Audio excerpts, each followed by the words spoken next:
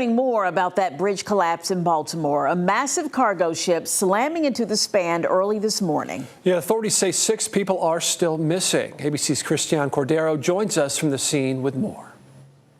In Baltimore today, crews are working against time and frigid temperatures after a collapse at the Francis Scott Key Bridge sent several vehicles into the water. We advised the entire bridge, the entire Key Bridge in the harbor. I advised to hold all traffic from coming to the bridge.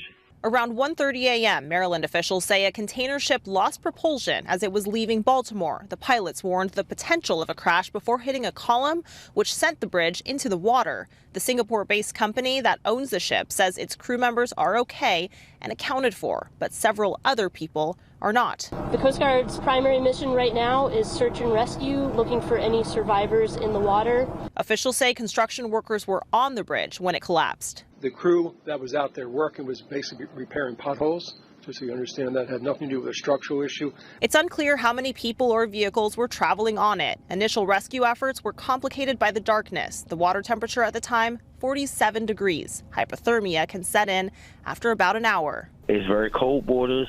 We're dealing with, obviously, the tide coming in. So this is very windy. So we understand that this is not a easy operation for them. Authorities say there's no credible evidence of a terrorist attack. The NTSB has launched a GO team to investigate the collapse, and Baltimore's mayor has declared a local state of emergency. Christian Cordero, ABC News, Baltimore. And now we're learning that same ship that crashed into the bridge came from here in Hampton Roads. Emily Harrison is live near the port of Virginia. And Emily, this same ship departed from Portsmouth just 4 days ago.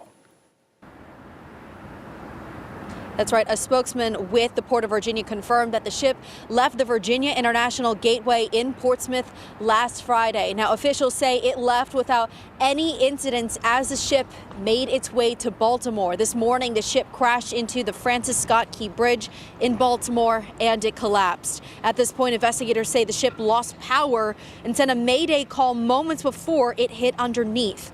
Joe Harris with the Port of Virginia says while the ship left Portsmouth without any incidents, he says he still wants to offer his deepest sympathies on behalf of the Port of Virginia.